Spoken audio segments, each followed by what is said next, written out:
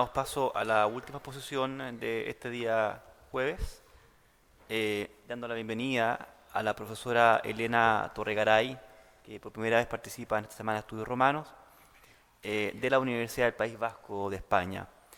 Su exposición, denominada La construcción de la figura del embajador en época romana, entre el ideal y la realidad. Bueno, muchas gracias. Estoy doblemente agradecida, primero por haber podido participar en esta fantástica Semana Romana y luego por haber conservado público hasta ahora. También estoy por eso doblemente agradecida al profesor Raúl Buonocuore, al que conozco desde hace mucho tiempo y que me alegra que me haya invitado a participar.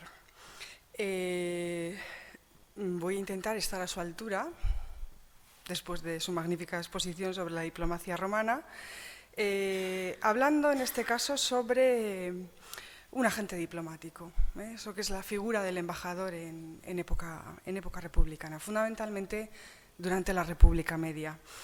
Considerando la hora, voy a intentar ser un poco breve. Bien, durante la mayor parte de la República Romana, entre los siglos III y II a.C., creo que resulta razonable afirmar que puede considerarse Roma como un gran espacio en construcción, o dicho de otra manera, una realidad en perpetua definición. En cierto modo, todo el periodo de la conquista podría verse como ese gran espacio en construcción, una construcción no solo de tipo arquitectónico y monumental, que va a transformar el aspecto exterior de la ciudad, sino también de orden político, económico y social, que le va a dotar de su especificidad y de una identidad particular. Durante todo este tiempo convivirán construcciones duraderas que transformarán la arquitectura pública y privada de la ciudad con otras perecederas o susceptibles de transformación, como es la formación de una propia identidad nacional, que en los siglos III y II a.C. es muy potente. En esta época, Roma dedica sus espacios públicos a asentar una determinada forma de concebir, por un lado, la ciudad como ente monumental y, por otro, el Estado bajo la forma de una república, en torno a dos ejes principales que suponen, por un lado, dedicar determinados espacios al recuerdo de la historia de la ciudad que contribuyan a dotarla de un pasado de referencia, ya sea este mítico o legendario, pero que sirva de punto de referencia identitario. Y también una serie de lugares públicos o edificios que marquen las grandes áreas a las que se dedica la República y que son fundamentalmente tres: la política o gestión de la República, la religión y la guerra. Las tres actividades marcan de forma notable y contundente la identidad de la ciudad de forma significativa en sus edificios públicos, puesto que los edificios del Senado ayudan a la construcción de un espacio político. Los templos sirven para el ámbito religioso y la guerra se hace presente de forma intermitente con la llegada de los desfiles triunfales y cada vez de forma más permanente en los numerosos monumentos conmemorativos de las victorias romanas y los dedicados a sus artífices, así como los botines que adornan las calles de la ciudad. De este modo, en la formación de una identidad romana en la República Media confluyen, en primer lugar, la creación constante de un pasado reconocible y referenciador, legendario en su origen, al que se le vayan añadiendo durante todo el periodo de la conquista el relato de la expansión por otros lugares, en definitiva, el relato de la construcción del imperio, y por otro, tres marcas notables de identidad que son la ciudad gobernada por una asamblea aristocrática, los dioses que protegen Roma con Júpiter Capitolino a la cabeza y la guerra que aglutina al cuerpo social. La formación paulatina de esa identidad no es solo una forma de referencia de la propia Roma, es un ejercicio de autorrepresentación, pero también de representación. Es decir, a través de todos estos elementos, Roma se manifiesta en un doble ámbito, ya que por un lado, todo ello sirve como cohesionador del cuerpo político y social, pero también se está formando o construyendo la imagen que Roma quiere dar de sí misma, o al menos la forma en la que busca ser percibida por los demás. Durante toda la República Media, la autorrepresentación romana o su representación va a ir transformándose a un ritmo muy notable, casi vertiginoso, fundamentalmente en todo lo que se refiere a la interlocución con los demás. Las relaciones que entabla Roma durante toda la época republicana se multiplicaron exponencialmente, de tal modo que sus focos de atención van a ser múltiples y simultáneos en el tiempo, con frecuencia en escenarios diametralmente opuestos, como pueden ser el Oriente helenístico y el Occidente europeo. Para todos ellos, Roma deberá establecer un código de relación y de representación que durante la República primitiva no había sido necesario de modo tan apremiante, puesto que los instrumentos que determinaban la relación con los demás se resumían más fácilmente en el espectro de amigos y enemigos, lo que traducido de forma institucional suponía la firma de tratados con los amigos, la guerra con los enemigos. Sin embargo, en el inicio del siglo III a.C., se marca un giro importante en las formas tradicionales de relación con los demás, casi al mismo tiempo que la forma del Estado y su extensión territorial transformaron la República. Las formas de relación con otras comunidades necesitan de instrumentos específicos de representación. En la sociedad actual, dichos instrumentos están institucionalizados y pasan por lo que llamamos la representación diplomática, una de cuyas características esenciales consiste en la existencia de un lugar propio, las llamadas embajadas, en un espacio amplio de una ciudad representativa, normalmente la capital del Estado, los llamados barrios diplomáticos. El abandono de las llamadas legaciones diplomáticas, en la mayor parte de los casos, supone un toque de atención para la comunidad internacional que interpreta que el país o ciudad de donde han desaparecido las representaciones diplomáticas se ha sumergido en el caos y no puede garantizar un orden político, o por lo menos el orden político que quienes abren legaciones diplomáticas creen que debe existir. Los casos recientes de Libia, Siria, etc. Y sin embargo, durante todo el periodo republicano de Roma, por lo menos hasta la época cesariana, en que aparecen en el foro las llamadas stationes municipiorum, que son en realidad representaciones de ciudades que forman parte ya del imperio, es decir, son más unas delegaciones que propiamente representaciones de países extranjeros, Roma no cuenta con un aparato de representación diplomático permanente, ni fuera de Roma ni dentro de ella. Los embajadores son acogidos de forma provisional por las autoridades romanas, que les dotan de ciertos medios económicos, loca et lautia, mientras prevén quedarse en la ciudad, pero no existen representaciones permanentes, lo cual, según la lógica contemporánea, nos haría pensar que o bien se trate de una ciudad poco desarrollada en el ámbito político, lo cual no casa con la idea que tenemos de Roma, o bien, que es lo más razonable, que las claves de la representación diplomática están marcadas por otras cuestiones y que una diferencia sustancial entre la diplomacia antigua y la contemporánea estriba sobre todo en lo que llamaríamos coyunturalidad de la diplomacia romana, en el sentido de que ésta solo se manifiesta y se organiza cuando hay una necesidad, para lo cual se crean las llamadas legationes o embajadas. En cualquier caso, hay que recordar también que la búsqueda de un espacio diplomático romano tiene más de contemporánea que de antigua. Desde el siglo XVIII, en Europa, se ha desarrollado una arquitectura diplomática que tiene que ver, sobre todo, con la idea de la representación permanente de un determinado país en suelo extranjero, esto es, con la autorrepresentación nacional. El concepto juega sobre una aparente paradoja, como es marcar una identidad definida sin destacar demasiado en el conjunto armónico de otro país, es decir, dejar una sutil huella particular, de alguna manera. La citada coyunturalidad nos lleva a considerar inmediatamente otra cuestión, y es la inexistencia de profesionales de la diplomacia en la República Romana, tema que con respecto a la diplomacia griega aborda el profesor Buonocore con mucho tino en su último libro. Por lo tanto, en Roma no existen profesionales de la diplomacia y, por lo tanto, tampoco existe una carrera diplomática reconocida como lo hay en la actualidad. Tan es así que el cursus honorum tradicional no recoge de forma específica las legaciones diplomáticas, salvo en casos muy especiales, tan especiales que el embajador debe haber muerto por haber participado en ellas, pero que es indicativo que, por lo menos en esta época, no parece ser un elemento decisivo en la carrera política romana. Es decir, que la aristocracia romana no compite específicamente por formar parte de delegaciones diplomáticas. Por lo tanto, sin un espacio público reconocido, tal y como existen para la gestión política, la religión y la guerra, y sin profesionales interesados en obtener misiones diplomáticas específicas para prosperar en su carrera política en Roma, podríamos preguntarnos, ¿es realmente sensato hablar de la existencia de una diplomacia romana? ¿Es sensato, profesor?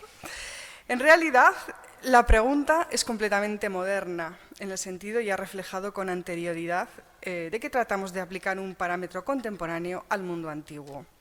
Es decir, aplicamos un modelo de relaciones internacionales y buscamos sus posibilidades en el mundo antiguo sin entender cuál es la propia clave real de diplomacia, no solo en Roma, sino en todo el mundo clásico, en Grecia también. Pero es el caso romano el que reúne mayores evidencias. En realidad, desde nuestro punto de vista, la diplomacia se ocupa básicamente de la política exterior y las relaciones internacionales de un Estado, término que es inaplicable para las relaciones internas del propio país. Las relaciones internas y las externas, sin embargo, se resuelven en Roma de la misma manera, que es a través de una legatio, una misión, de la cual forman parte unos legati, que en realidad son unos delegados. La clara distinción en los estados contemporáneos entre los encargados de la política interior y la exterior se diluye completamente en el caso de la historia romana, puesto que nos encontramos con que las misiones, las legaciones, se envían indistintamente tanto a extranjeros como a nacionales, creando grandes dificultades al historiador contemporáneo a la hora de distinguir unas embajadas extranjeras, embajadas extranjeras y embajadas propias. La cuestión está todavía por resolver. Es decir, que si alguien se anima a intentar resolverla, tiene el campo expedito para ello. Digamos que lo más aproximado que se ha intentado hacer es hablar de diplomacia cuando un determinado Estado no está bajo dominio romano y a partir del momento en que cae bajo dominio romano pasar a hablar de comunicación política. Pero eso no solo nos sirve a nosotros, en realidad no explica el propio sistema romano, que las condiciones de cambio son diferentes. En realidad, mejor que de diplomacia romana, creo que deberíamos hablar de cultura diplomática romana, que se basa, sobre todo, en la acción de los individuos elegidos para cumplir una determinada misión, que por sus características nosotros en la actualidad denominaríamos como diplomática. Tales individuos son los que podemos llamar agentes diplomáticos, los legati, embajadores, cuya presencia se incrementa en Roma a partir del siglo III a.C., después de la guerra pírrica, fundamentalmente. Alcanza el máximo esplendor en el siglo II a.C., y decae de forma muy notable en el siglo I a.C. Pero los legati, en tanto que embajadores, no son agentes diplomáticos de Roma en exclusiva. En realidad, no son más que una construcción, una elaboración adaptada a las circunstancias de la expansión romana a partir de esa época del tournepoint del siglo III a.C. En realidad, si tuviéramos que hacer una clasificación, según las fuentes de que disponemos, nos daríamos cuenta de que Roma dispone de varios tipos de agentes diplomáticos. La clasificación, digamos, mejor caracterizada sería la que, por un lado, establecería la presencia de fetiales, como ha mencionado el profesor Buonocuore anteriormente, que serían especialistas religiosos y jurídicos en relaciones internacionales, y legati embajadores, que serían especialistas políticos y militares sobre las relaciones internacionales. Es decir, que esos serían fundamentalmente los agentes diplomáticos más importantes en la República Romana. Con una complicación añadida, y es que, como no existe el término diplomacia como tal, para labores que nosotros entendemos que son como diplomáticas, a estos dos términos se les va a añadir un notable abanico de otros que realizan labores diplomáticas que para los romanos resultan pertinentes, pero que a nosotros nos complican mucho la investigación. Los fetiales son sacerdotes cuya especialización corresponde a los ámbitos religioso y jurídico. Son los encargados de certificar que una guerra es justa y, por lo tanto, los que se ocupan de garantizar la moralidad de Roma, en términos generales.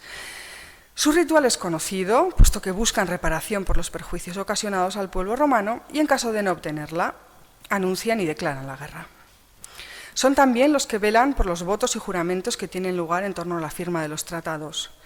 Pero de ambas ocupaciones, que he resumido de forma general de lo que se ocupan los fetiales, la primera es la más interesante, porque, por un lado, confunde la investigación actual sobre diplomacia, ya que muchas veces se ve rito fecial, donde en realidad solo hay, entre comillas, modo fecial, es decir, una forma de actuar como los feciales, pero no exactamente el rito fecial.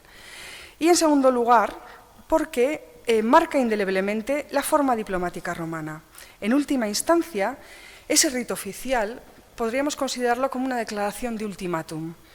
Y la diplomacia romana, en general, tal y como la vemos reflejada en las fuentes entre los siglos III y II y parte del I a.C., puede verse como una sucesión de ultimata. Es eso a lo que me refiero con el modo fecial. Es decir, que el rito fecial de demanda de resarcimiento previo al inicio de una guerra justa puede ser visto como un aviso de ultimátum que posteriormente se cumplirá. De este modo se genera ese modo fecial que sobrevive junto al cada vez menos presente rito fecial, pero que contamina todo el pensamiento diplomático romano sobre la forma en la que debe actuar un legatus, que es siempre con determinación y bajo la presión de una exigencia.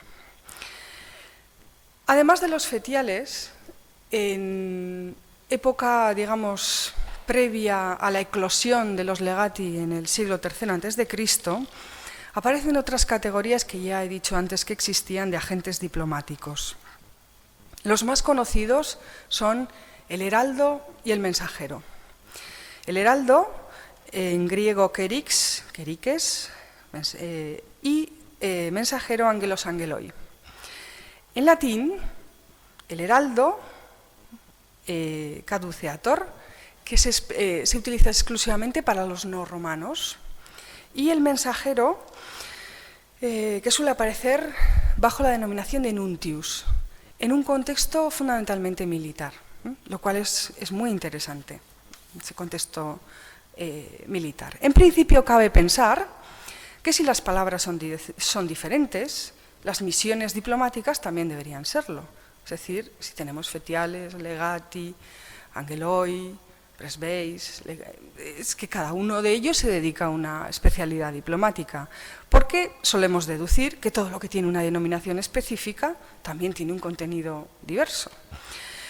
La elección de los nombres en las fuentes y su variedad muestra las dificultades de interpretación de las mismas, así como la preocupación por la variedad funcional y las motivaciones ideológicas en el seno de la sociedad romano-republicana.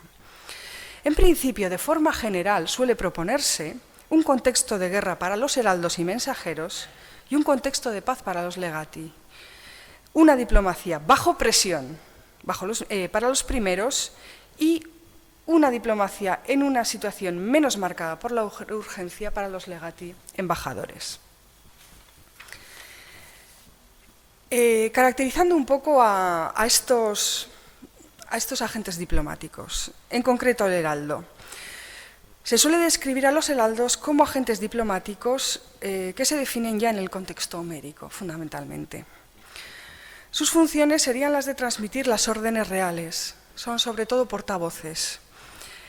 Tienen que disponer de unas características físicas específicas, madurez, se les exige más de 40 años, una voz potente, una voz dulce que no tiene nada que ver con la ternura, sino que es simplemente un tono diplomático especial que debía ser trabajado, y velocidad para desplazarse. Si recuerdan la obra homérica, son los de las piernas ligeras. Cualidades intelectuales.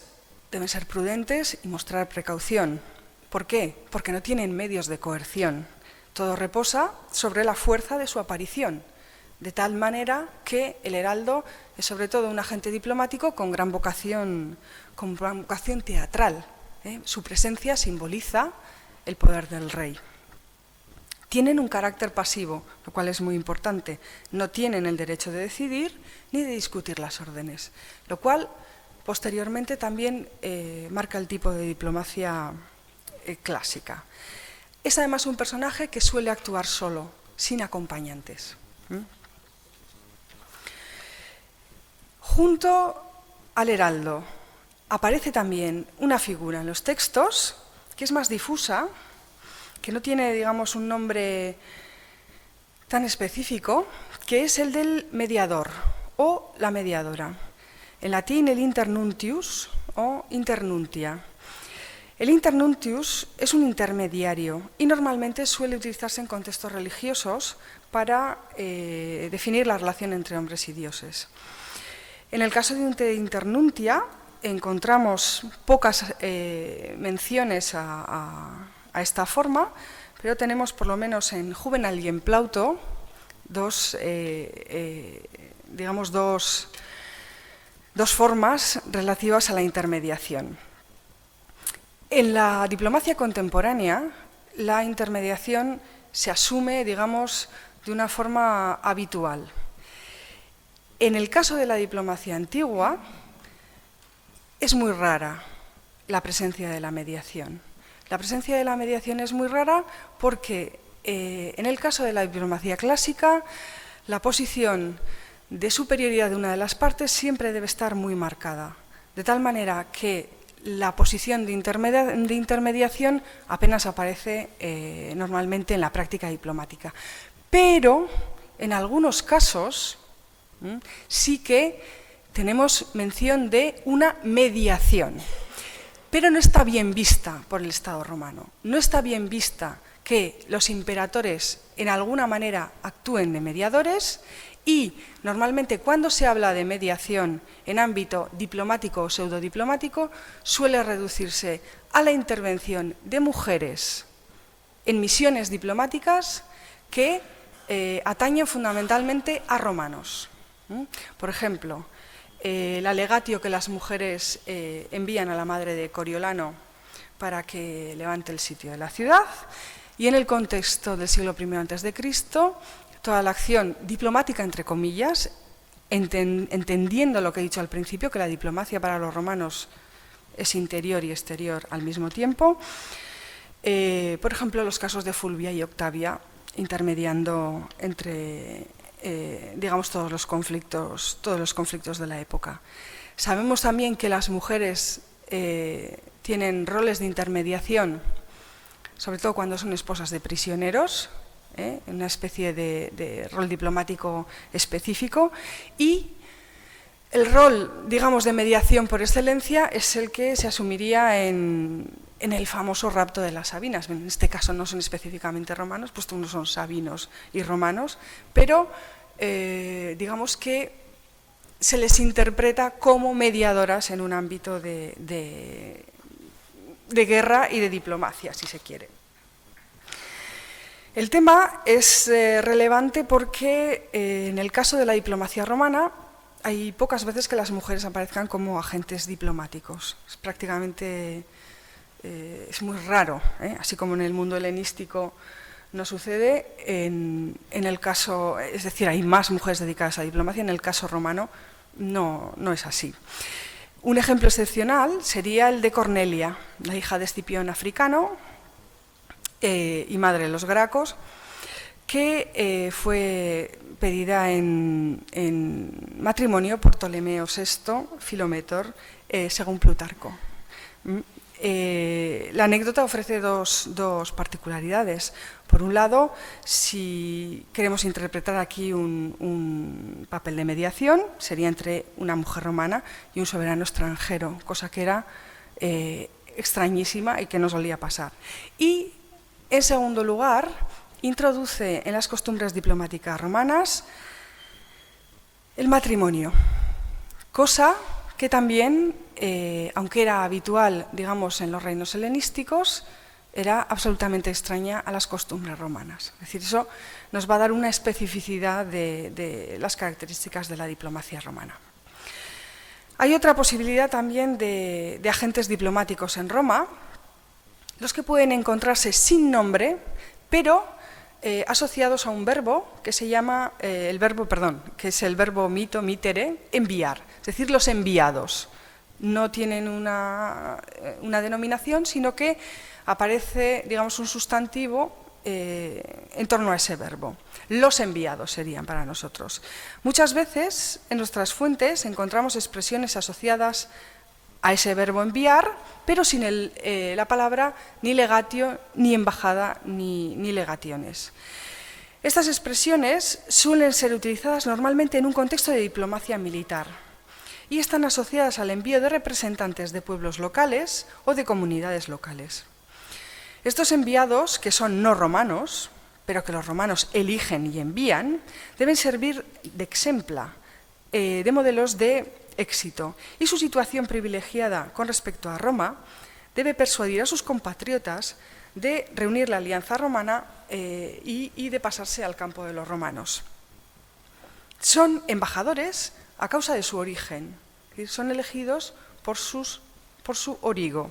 Su competencia lingüística suele contar también, y los romanos los eligen normalmente por esta razón. En este caso, y a mi parecer, hay un intercambio diplomático y nos encontramos entre embajadores, pero con la especificidad de que son embajadores de los romanos sin ser ellos mismos romanos. Es por eso que muchas veces no pueden ser denominados como legati, sino únicamente como enviados.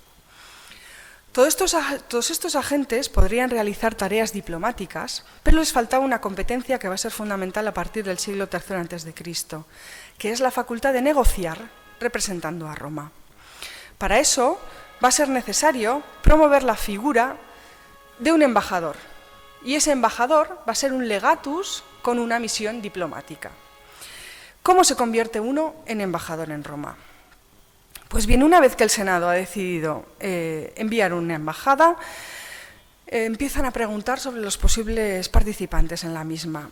Normalmente se elige a quienes tienen reconocida experiencia diplomática y deben formar una comisión de 3, 5 o 10. La más habitual suele ser la de 3 en las fuentes, sin que ello quiera decir que sea la que tenga que, digamos, que sea siempre la de ese número. Como ya se ha dicho, se trata de una diplomacia directa, es decir, no hay embajadas permanentes en el sentido de la representación diplomática moderna. El cargo de legado está, pues, marcado por la temporalidad y finaliza con la misión. Los cónsules eligen entre los candidatos que les propone el Senado para formar la misión, pero a veces uno de los cónsules, sin consultar al Senado, elige directamente a quien le parece que es el más apropiado para realizar la misión. A veces, muy ocasionalmente, hay casos de embajadores que no aceptan la misión porque les parece muy arriesgada, pero eso solo pasa en el contexto del siglo I a.C. El hecho de elegir un embajador está ligado con la autorrepresentación, es decir, con el modo en la que una comunidad quiere ser percibida por los demás. A fin de cuentas, es una cuestión de identidad nacional. Se hace una elección para definirse internacionalmente y para ser o respetado o temido. En el caso romano, ambas cosas vienen de la mano. ¿Cuáles son las condiciones para ser un embajador en Roma?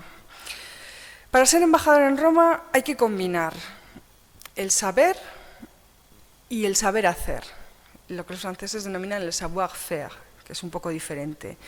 Una sapientia tradicional y una sabiduría moderna, es decir, una doble combinación que hace que un embajador se convierta en experto diplomático. El saber puede definirse con lo que Cicerón nos dice de Pompeyo en el Probalbo, también en las anteriores jornadas en la publicación del profesor Raúl Bonocor está señalado. Se dice que hay que conocer los dosieres diplomáticos de Roma, lo cual supone saber de tratados, de relaciones, quiénes son los amigos, quiénes son los enemigos. Muchas veces es una cuestión de memoria. Cuando el Senado tiene que tomar una decisión sobre la petición de una ciudad extranjera o de un pueblo determinado, a veces no tiene los instrumentos ni la información para saber la decisión que tomar y recurre a los que podríamos denominar los archivos vivientes, que son las personas que han tenido experiencia diplomática en la zona. Son ellos los que van al Senado y dan las informaciones pertinentes para tomar la decisión. Pero además de saber, también está el savoir-faire, el saber hacer. Es decir, hay que tener una cierta sutileza, cierta prudencia y una habilidad para expresar el pensamiento con una particularidad. Y es que el legatus nunca puede exceder los mandata, que son las órdenes del Senado. Es decir, nunca puede salir de las órdenes que tiene y que deben de ser cumplidas. Las cualidades de un embajador, de un experto diplomático, se resumen en tres, digamos, grandes ámbitos. Cualidades de tipo político, cualidades de tipo social y cualidades de tipo moral. Las cualidades políticas son que hace falta ser un experto sobre el tema. La calidad de experto puede ser adquirida, no solamente por la experiencia sobre el terreno, ya en forma de experiencia militar o diplomática, sino también porque la familia de quien ha sido elegido como embajador tiene una red previa de contactos en la zona o miembros de esa familia han sido enviados con anterioridad al mismo lugar. Es decir, tienen conocimientos, es la información lo que hace a una persona experta en diplomacia. Y sobre todo hace falta conexiones, relaciones en el lugar. Hay que tener además también en cuenta que una de las principales misiones de las embajadas es la de proporcionar información sobre la actitud de una determinada comunidad hacia Roma.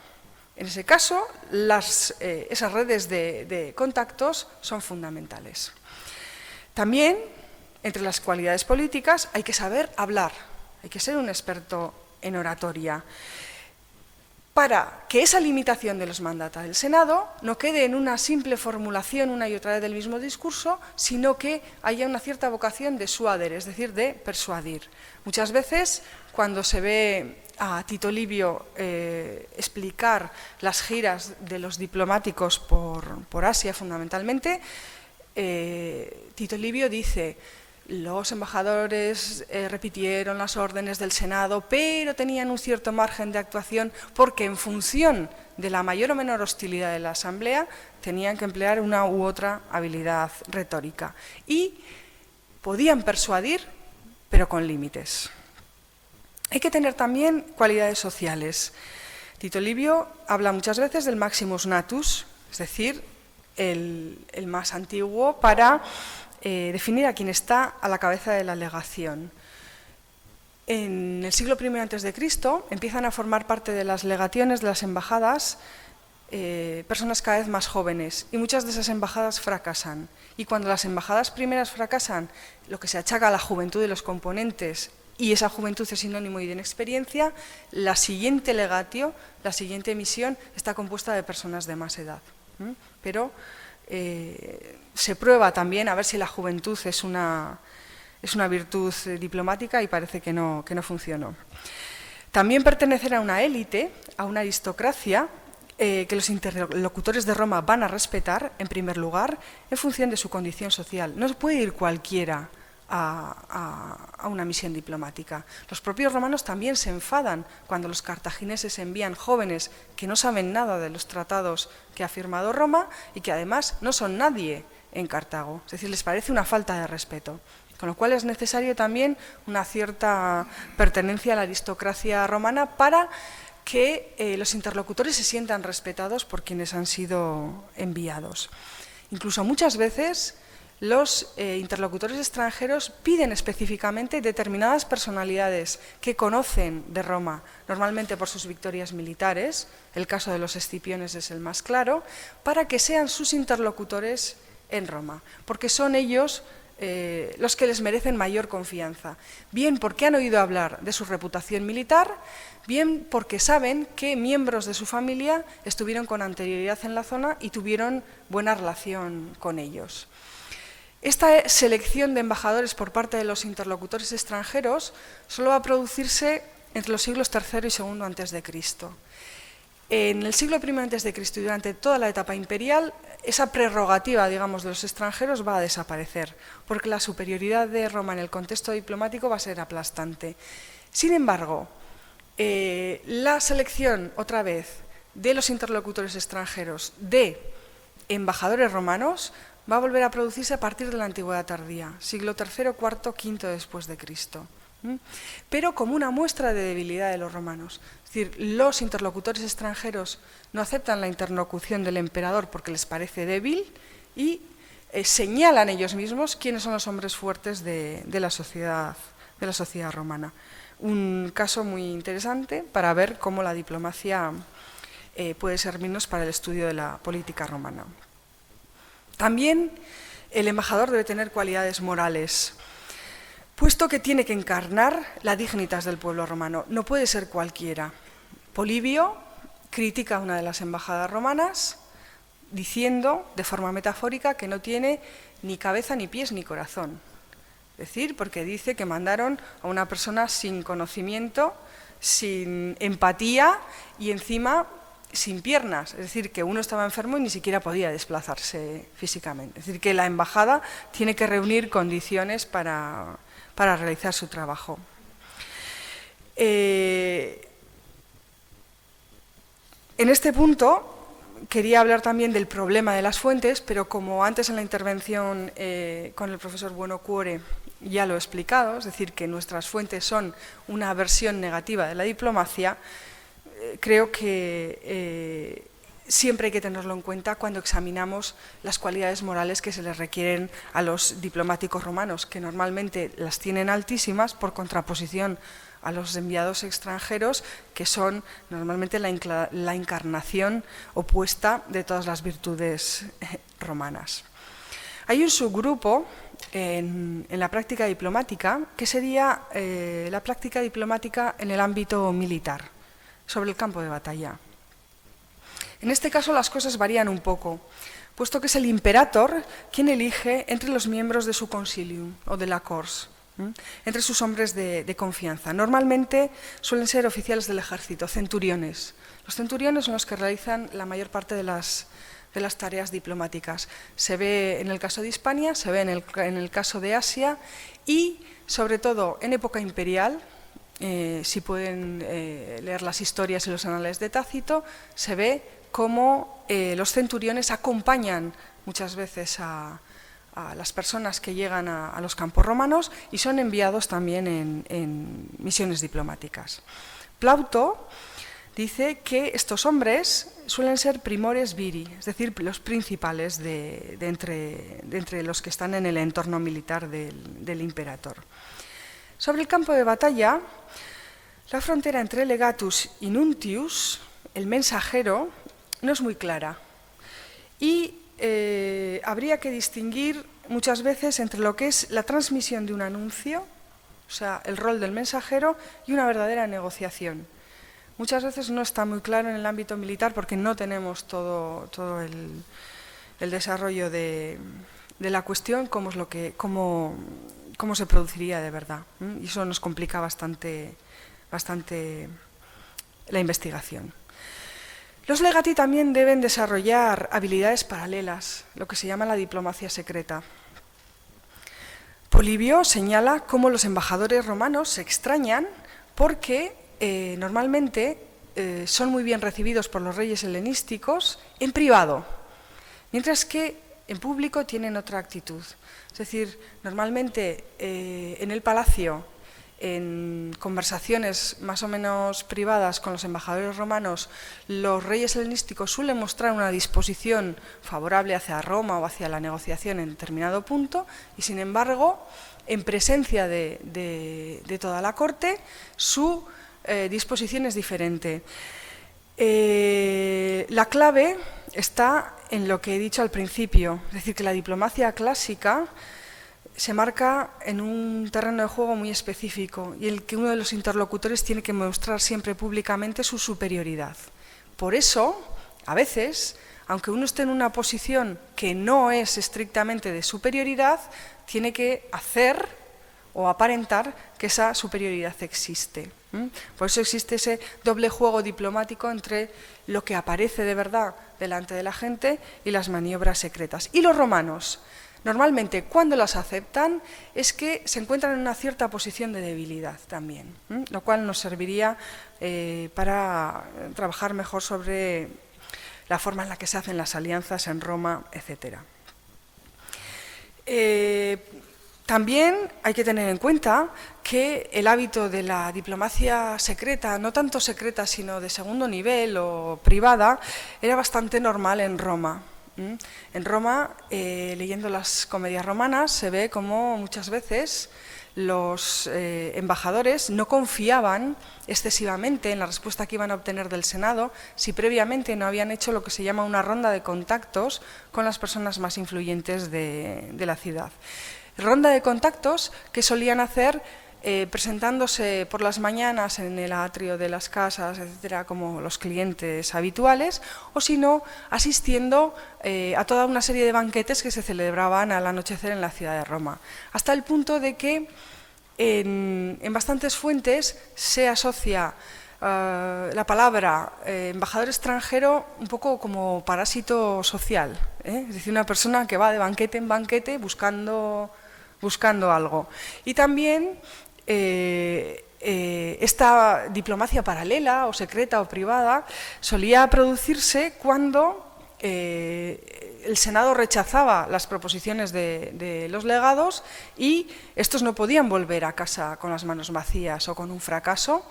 Entonces intentaban, digamos, de alguna manera cambiar la opinión del Senado. Uno de los casos más célebres de diplomacia privada está en la descripción de la guerra contra Yugurta, cuando Escipión Emiliano llama a Yugurta a su tienda y le dice: mira, tienes que hacer esto, pero luego tú y yo en público nos vamos a tratar de otra manera diferente.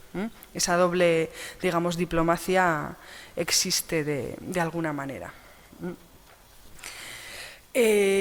Algunos autores consideran que la recepción por parte del imperator de embajadores en el campo, en el pretorium, podía considerarse como un acto privado. Eso también, bueno, tiene sus límites jurídicos, no voy a entrar en ello, pero podría ser considerada como una diplomacia más privada que pública. Hay veces que se eligen mal los embajadores. Existe también el mal embajador. Lo que pasa es que tenemos muy pocas fuentes con respecto al mal embajador, porque los romanos, evidentemente, les gusta hablar más de sus éxitos que de sus fracasos. Y normalmente, cuando hablan de su propia diplomacia, tienden a exaltar el poder romano. Los romanos hablan muy poco de su propia diplomacia. Lo que hablan es de la diplomacia de los demás. Pero, a pesar de ello, tenemos algunos ejemplos en los que se señala la mala gestión de las embajadas. Sobre todo en Tito Livio, que emplea una expresión que se llama incepto in rito para hablar de embajadas fracasadas, que luego va a recuperar también Tácito, que curiosamente es una expresión que procede del ámbito militar.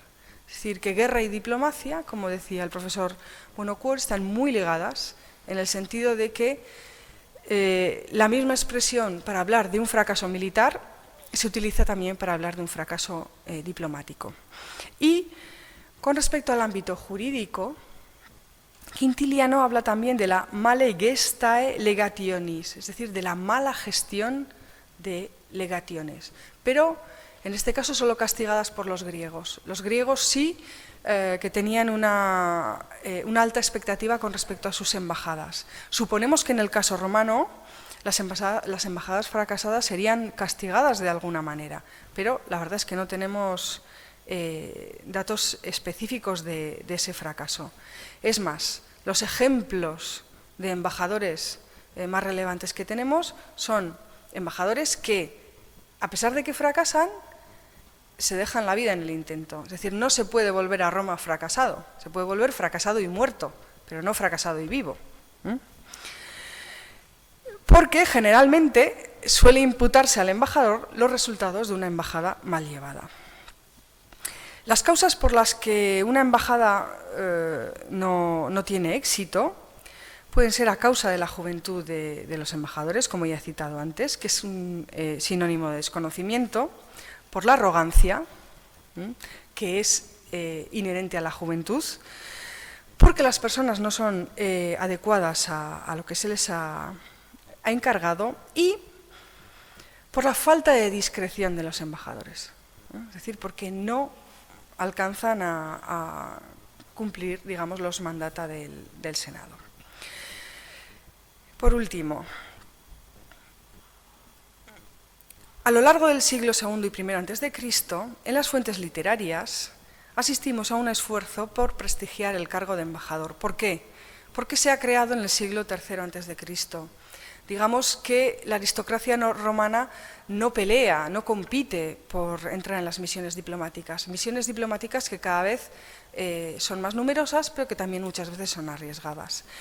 En ese contexto, digamos que las instituciones se ven de alguna manera en la obligación de prestigiar el cargo de embajador y de prestigiarlo construyendo una idealización en torno a él. Es decir, además de crearlo, a partir del siglo III, hay que prestigiarlo y hay que hacerlo deseable para que las élites, digamos, se postulen como embajadores. En primer lugar, es necesario contemplar de manera diferenciada la misión diplomática. Es cuando entonces empieza a aparecer la mención a un officium legationis. En el siglo I a.C. es cuando por primera vez aparece el officium legationis ya integrado, es decir, como un deber, como algo que los romanos tienen que hacer. La primera vez que yo lo he constatado es en el texto de César, en los textos de César. A partir de entonces, el officium legationis aparece también en Valerio Máximo y en otros textos posteriores, pero antes no.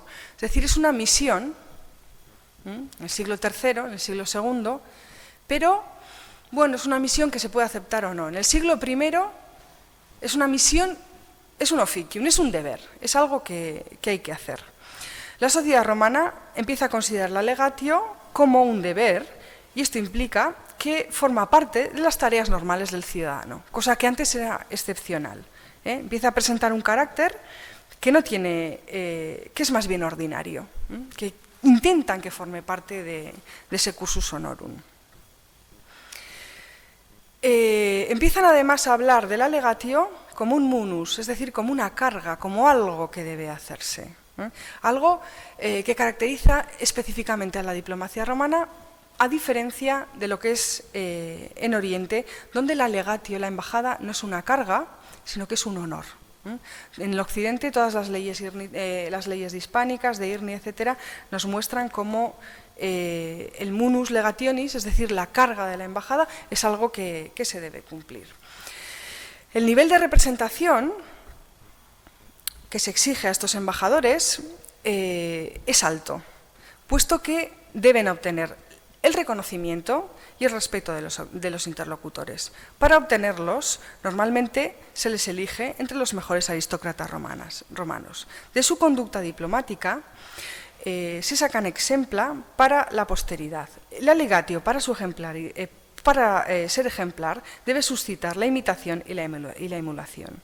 Esto explica también el lugar privilegiado que ocupan las conductas diplomáticas de los imperatores.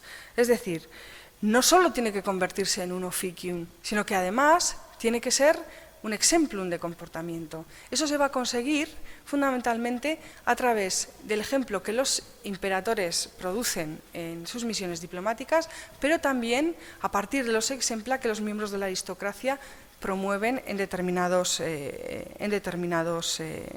momentos.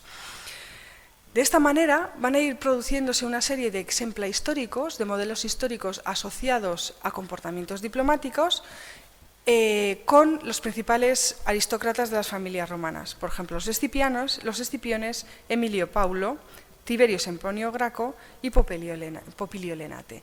Van a producirse una serie de anécdotas diplomáticas que hacen que esa carga, que ese oficio de embajador se prestigie de una manera determinada y que además muestre la forma en que los embajadores romanos deben representar a Roma. El problema que va a estar siempre presente con los legati, con los embajadores que no tienen, digamos, otros cargos que sí, otros cargos públicos o políticos en la República Romana, es que se trata de delegados o de encargados de misiones a los que hay que controlar muy estrictamente. Digamos, es una paradoja hasta cierto punto. La información es una forma de poder. Como los legati, como los embajadores tienen normalmente como misión obtener esa información, suelen detentarla y a veces toma un carácter peligroso. Como además actúan a distancia, suelen obtener esta información lejos de Roma, lo que de alguna manera reviste a los embajadores de un cierto carácter peligroso para Roma. Es decir, tienen una posición ambigua. Son necesarios para Roma, pero Roma puede llegar a temerlos. Por eso son importantes los mandata, es decir, las órdenes, y que los embajadores se ciñan estrictamente a lo que el Senado les pide que hagan. Las fuentes exaltan normalmente a aquellos que respetan estrictamente los mandata y a la inversa critican a aquellos que se alejan de esos mandata. Es decir, es una posición complicada crear la figura del embajador. Como último punto para crear digamos, esa idealización de los embajadores estaría honrarlos en el espacio público, algo que era especialmente complicado. En principio conocemos pocas inscripciones que honren el trabajo de los legati. La más conocida es la dedicada a Caius Fabricius Luscinus en la Guerra Pírrica, al que se le reconoce el haber hecho la misión diplomática que liberó a los prisioneros de las manos de Pirro. Pero es la más clara y la única al respecto. Podríamos interpretar que la inscripción de Publio Cornelio Escipio Barbado, en la que se habla de unos rehenes, podría ser algo parecido, es decir, una especie de iniciativa diplomática que Escipión Barbado pudo llevar a cabo, pero no es excesivamente clara, lo cual nos lleva otra vez a lo que decía al principio, es decir, no es un oficio, en principio en el siglo III o II a.C., especialmente deseado por la nobleza romana. Y aparecen también, junto a las inscripciones, una serie de estatuas en el foro que, como he dicho antes, son embajadores muertos en el curso de su misión. Muertos a causa de los fidenates, muertos a causa de los ilirios. Es decir, se intenta valorarlos en tanto en cuanto pierden la vida al servicio de Roma, es decir, representando a Roma. De esas dos maneras, además de los ejemplos literarios, es decir, potenciando la parte diplomática de las carreras de los principales miembros de la aristocracia, se intenta hasta el siglo I a.C. Crear la imagen de un embajador ideal. ¿Qué es lo que va a suceder? Que a partir de la época augustea, en que el princeps asume la mayor parte de las competencias diplomáticas, la figura del legatus embajador va a ir perdiendo fuerza, porque ya no es necesaria, o no es tan necesaria por lo menos en el Estado romano, y no lo será hasta el siglo III después de Cristo otra vez. Con lo cual, esa construcción republicana de una figura de embajador, de alguna manera se detiene en época augustea, se deja en stand-by, hasta que vuelve a recuperarse la necesidad durante la antigüedad tardía. Durante toda la época imperial, prácticamente no vamos a ver movimiento de embajadores romanos, de legati romanos, porque lo que se ve es interlocutores que piden cosas a Roma, pero no romanos pidiendo cosas a los demás. Como conclusión, querría señalar que, en mi opinión, a comienzos del siglo III a.C., con la guerra contra Pirro como punto de inflexión, empieza a verse cada vez con más fuerza la necesidad de la existencia de un legatus, de un embajador, con tareas diplomáticas. La creación de esta figura surge más de la propia necesidad que de una verdadera voluntad institucional. Por ello tienen un estatus peculiar, ya que se trata en realidad de negociadores que deben actuar como tales, representando un Estado que asume como rasgo definitorio fundamental el hecho de que Roma no negocia jamás. El difícil recorrido de la figura del embajador parte, en mi opinión, de esta paradoja inicial. Negociadores de un Estado que dice de sí mismo que jamás negociará con interlocutores extranjeros. Muchas gracias. Profesora, muchas gracias por su presentación. Quería hacer al respecto, si se me permite, un comentario y posteriormente una consulta. El comentario es respecto a la heterogeneidad que hay sobre los diplomáticos, que como en su investigación usted vio que habían varios nombres: Heraldo, emisario, el que estaba cubierto también de los elementos religiosos. Eso es muy similar a lo que sucede en cuanto a los agentes de la información antes de las batallas. Por ejemplo, eso se lo cuenta John Keegan en Inteligencia Militar, desde Napoleón hasta Al-Qaeda, donde en el proemio cuenta cómo Julio César contaba con varios tipos de agentes en el terreno, tanto para recabar información como para ponerse en contacto con posibles tropas mercenarias.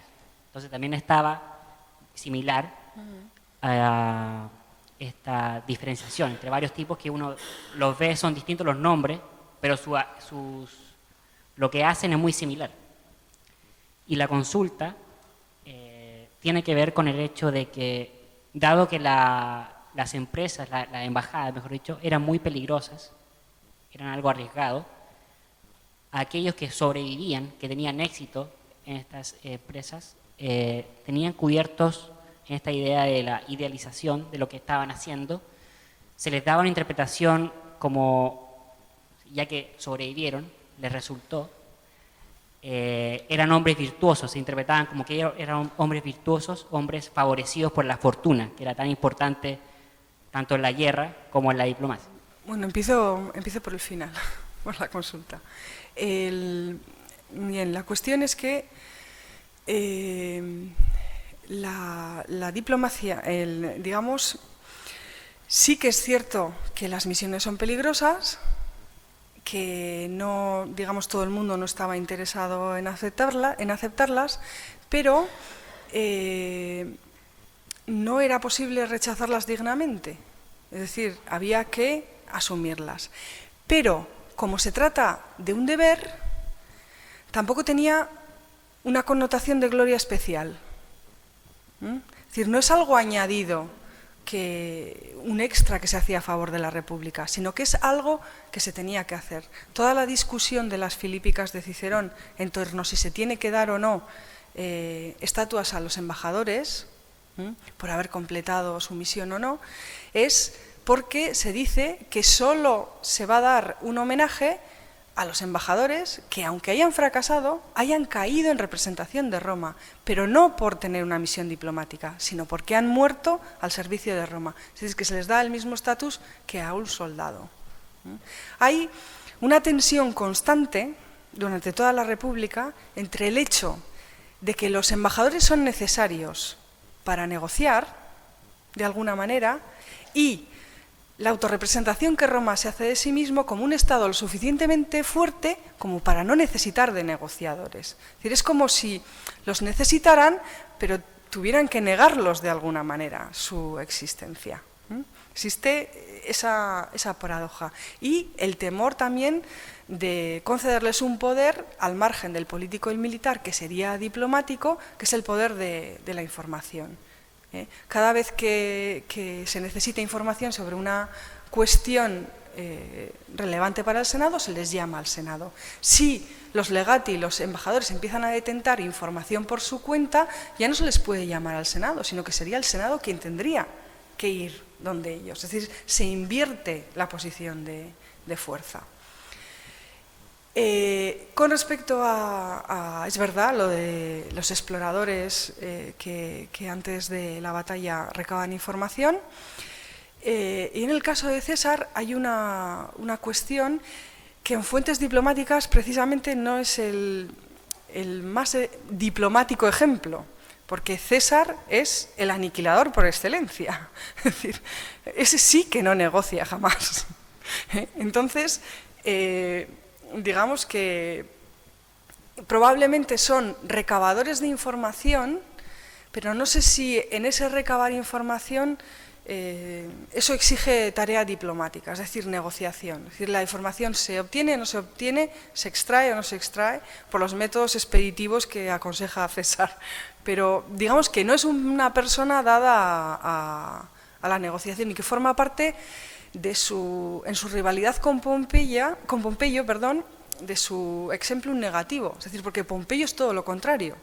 Es una persona dotada de habilidad diplomática, mientras que César no lo es y se jacta de ello.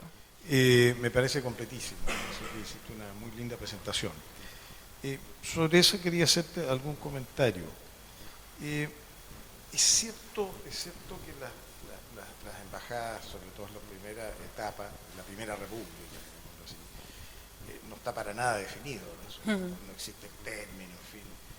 Pero yo pienso que aún así estas necesidades de atributos que tienen que tener los embajadores, ¿no es cierto? Buena retórica, capacidad de convencimiento, el mismo bilingüismo que tendría que haber, ¿no es cierto? O un intérprete o ellos, pero es decir, son condiciones que no son para nada comunes en esa época, uno tiene que pensarla, digamos, ¿no es cierto? No debe ser tan simple y, ¿no es cierto?, dirigirse a los galos, o después los pueblos trinitarios. ¿No te parece, una pregunta, ¿no te parece, no hay inmunidad diplomática? La inmunidad es muy mínima, no hay representaciones permanentes, todas estas cosas que evidentemente tienen una gran diferencia con la diplomacia contemporánea. Pero aún así, por ejemplo, el clásico trabajo de Broughton sobre... Ahí se puede ver que hay ciertas familias que ya se encargan de eso. Los Fabios, por ejemplo, se van repitiendo. Entonces, es cierto lo que tú dices, es un deber, pero ¿no te parece también un oficio en algunos casos? Estoy pensando en el artículo de Clemente. Sí, claro, los Clemente expertos... se refiere a un periodo bien específico. Sí. Pero da la impresión de que, además de estos atributos que muy claramente tú señalaste, fuera también un oficio, no digo en toda la historia romana, pero en algún momento esto se transforma en un oficio que es más que estas cualidades primarias, ¿no es cierto?, requieren de una cierta tradición familiar. Sí. Sí, es cierto. Es más, no solo existe ese oficio, sino que existe especialización diplomática. Por ejemplo, la familia de los Escipiones está especializada en diplomacia con monarquías. Es decir, cuando hay que negociar con monarquías helenísticas, normalmente se elige a alguien de la familia de los Escipiones. Y tan es así que el ejemplo de Cornelia, que he citado antes, es que Ptolomeo le ofrece matrimonio porque la entiende como una mediadora perteneciente a aunque ya madre de los Graco, pero perteneciente a la familia de los Escipiones, es decir, que tiene las relaciones necesarias para eso. De la misma manera que el famoso texto de Plutarco con el funeral de Emilio Paulo, es decir, que dice los embajadores iberos y de otros pueblos que estaban allí se prestan voluntarios para llevar las andas del cadáver de Emilio Paulo. Lo que sugiere es que sí, que algunas familias que se especializaban, nosotros decimos en relaciones diplomáticas, diríamos en relaciones con determinados pueblos o determinados lugares donde normalmente habían tenido antes una presencia militar. La cuestión es que primero suele haber una experiencia militar en el terreno y después ya se crean las redes. De la misma manera que para hablar de Siracusa siempre se le llamaba Marcelo, pues lo mismo. Termina siendo una especie de especialización familiar porque guardan la información. tienen la información, exactamente, y entonces esa información tiene que ser controlada por el Senado.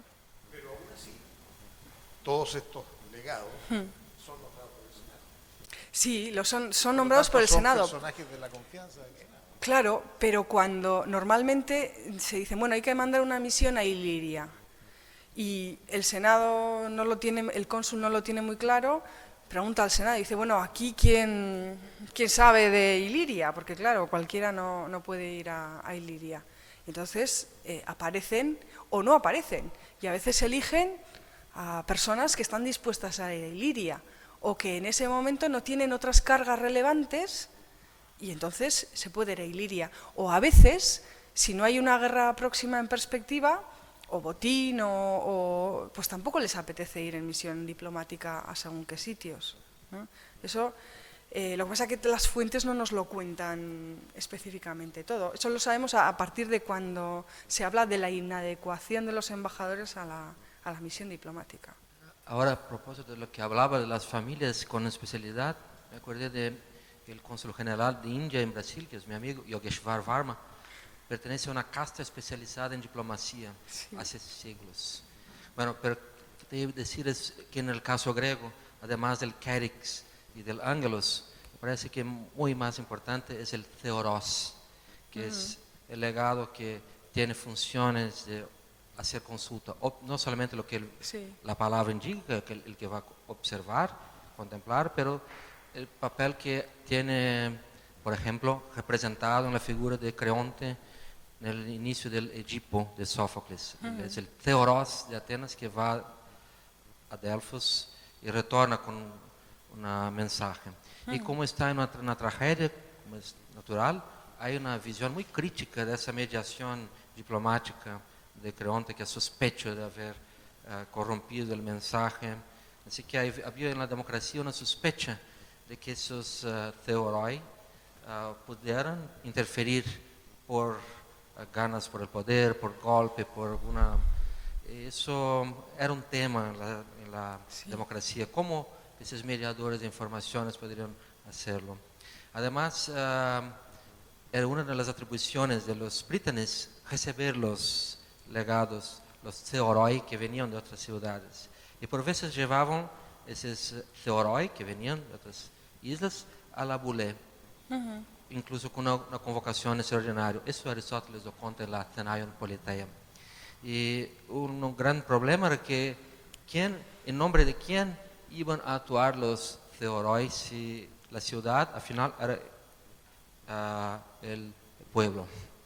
Así que muchas veces asume la titularidad diplomática la propia diosa epónima de la ciudad, que es lo que aparece en ese famoso diploma que estaba en el Museo de Acrópolis, ahora está en el nuevo Museo de la Acrópolis, que es el decreto de Atenas y Samos, decreto atenaio samítico, que es muy interesante. Es un diploma donde está ahí Hera de un lado por Samos y Atenas por Atenas, haciendo ese diploma, ¿no?, como negociación. Bueno, además me acuerdo que Floro, el historiador en principios del siglo II, hace mención de una embajada china delante de Octavio Augusto. Y además un historiador de comienzos de la dinastía Han, es decir, comienzos del siglo VI después de Cristo, menciona claramente una embajada que llegó a China en el año 166, es decir, en tiempos de Marco Aurelio. Puede que tenga ahí un esfuerzo diplomático muy interesante de Roma hacia un otro gran imperio subcontemporáneo, en ese caso la dinastía Qin anterior a Han, ¿no? Pero lo que quería te preguntar es, ¿en qué condición podremos ubicar y considerar los 10 hombres que Roma envió a la Grecia para ver cómo legislaban, los Decem Viri? ¿Qué estatus diplomático se puede atribuir, considerando que no estamos hablando de diplomacia formal como nosotros la tenemos, ¿no? Pero había ahí una atribución muy clara, con una función de ir, observar, retornar, y con eso incluso sí, oxigenar, dar semillas a la nueva república en Roma. ¿Cómo tú ves los Decem Viri? El problema de las legaciones de los 10 hombres en concreto es que en realidad se supone que van a ordenar el país cuando éste ha sido conquistado, normalmente. Entonces, desde nuestro punto de vista contemporáneo, se supone que la diplomacia ya se ha acabado. Es decir, que ya no son una misión diplomática, sino que es una misión administrativa, con el objeto de organizar el país. Es la discusión que siempre tenemos. Es decir, ¿en qué momento nosotros, digamos, dividimos ahí? Y evidentemente para los romanos no, porque siguen enviando misiones y no les ponen ningún apellido. Pero todas esas normalmente quedan fuera de lo que son los estudios diplomáticos contemporáneos por esa razón, porque se entiende que son ya misiones, legaciones administrativas para la organización del país. De la misma manera que los griegos van a seguir enviando embajadas al emperador cuando han perdido su independencia, pero las siguen enviando en las mismas condiciones que las enviaban antes. De tal manera que si se preguntaba, probablemente si se les preguntara a los griegos o si se les preguntara a los habitantes de Estrato-Nicea, oiga, ¿ustedes siguen enviando misiones diplomáticas? Pues claro, seguimos enviando embajadores, pero están bajo dominio romano, entonces eso no es diplomacia. Bien, pero eso lo seguimos haciendo de la misma manera. No hay... Esa división no se contempla, digamos, en la antigüedad, pero nosotros sí que determinamos cada uno de los ámbitos de estudio. Y esos legati pues quedan ya como los que se dedican a cuestiones judiciales para el ámbito de la administración. El esfuerzo diplomático, el que ha mencionado de China, es muy interesante, porque se debate hasta Roma no debieron llegar los embajadores que vinieron. También vinieron embajadores de China, al país de Qin, que se le llama. Pero es un esfuerzo del siglo II ya, después de Cristo. Del imperio y otro ya de finales del imperio. Me gustaría que si pudiese graficar la gran diferencia que a lo mejor hay entre los del siglo II, los del siglo III, del momento álgido republicano, con ya el Estado casi inexistente o decadente de la antigüedad imperial. Si hay alguna diferencia entre el diplomático legado, el diplomático en su capacidad de tanto de negociación como la presentación, porque ya no tiene No tienen, simplemente que no tienen necesidad de ellos, y al no tener necesidad de ellos empiezan a desaparecer o escasear. No es que sus funciones diplomáticas sean diferentes o entren en decadencia, es simplemente que los legati romanos descienden absolutamente y los legati extranjeros aumentan muchísimo, porque ya los romanos no necesitan salir fuera en misiones diplomáticas, puesto que son los demás los que van a Roma a pedir cosas. En el siglo I a.C. sí que hay digamos, una cierta degeneración de la actividad diplomática por las cuestiones relacionadas con el soborno y la corrupción. Empiezan a ser muy mal vistas por la famosa intermediación. Es decir, como son intermediarios, pues esos intermediarios pueden ser de buena voluntad o a través de dinero. Entonces, de alguna manera, existe una cierta mala fama, por así decirlo, de los embajadores, pero que no solo afecta a los embajadores romanos, sino a todo tipo de embajadores que llegan a Roma. Con respecto al resurgimiento del embajador en la antigüedad tardía, ya lo que me refiero es si hay una gran diferencia con el embajador de la época republicana. Sí, que la posición de los embajadores es diferente, puesto que el embajador de época republicana va a ir, no es que sea diferente, es que las fuentes los tratan de forma diferente. En época republicana, los embajadores parten siempre de una posición de superioridad en las fuentes que a veces no es real, es decir, están contando que están en una mejor posición de la que en realidad están. Mientras que en las fuentes de la antigüedad tardía, la debilidad es la posición inicial de los romanos.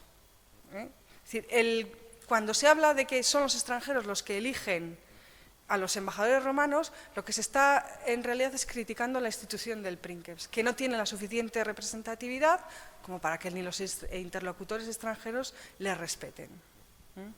Eso es fundamentalmente el cambio. Con respecto a cuando estos embajadores morían en misión diplomática, digamos, eran asesinados, esas cosas. De Roma, sí, perdón. Claro, cuando ellos morían, o por ejemplo cuando esto estaba pasando antes de una batalla, la pregunta va en el hecho de que aumenta una sensación de venganza por parte de los romanos hacia, digamos, por cobrarse de la ofensa por haber matado a su embajador. Ahí vuelvo al sesgo de las fuentes. Y es que normalmente nosotros tenemos un gran número de casus belli que son embajadas atacadas o fracasadas de los romanos, es decir, iniciativas diplomáticas que han fracasado. Es decir, normalmente la diplomacia se pone, digamos, como excusa para el fracaso de la diplomacia, digamos, se pone como excusa para el inicio de las hostilidades. Con lo cual, lo que tenemos es un número exponencial de ofensas realizadas a Roma, porque eso es lo que nos ha quedado, porque son todo justificaciones de las guerras romanas, lo cual no quiere decir que cada vez que apareciera un embajador romano necesariamente iba a ser ofendido y humillado, pero lo que las fuentes nos cuentan es que para justificar la guerra los romanos siempre se encuentran en una posición de ofensa y humillación. O sea, es el sesgo de las fuentes, sobre todo. ¿Y aumenta su ensañamiento, por ejemplo, con los vencidos? No especialmente. No especialmente. Incluso hay casos en Grecia que se tienen como prisioneros a embajadores romanos, consiguen la liberación. A esos embajadores, en vez de castigarlos, se les devuelven las insignias, etc.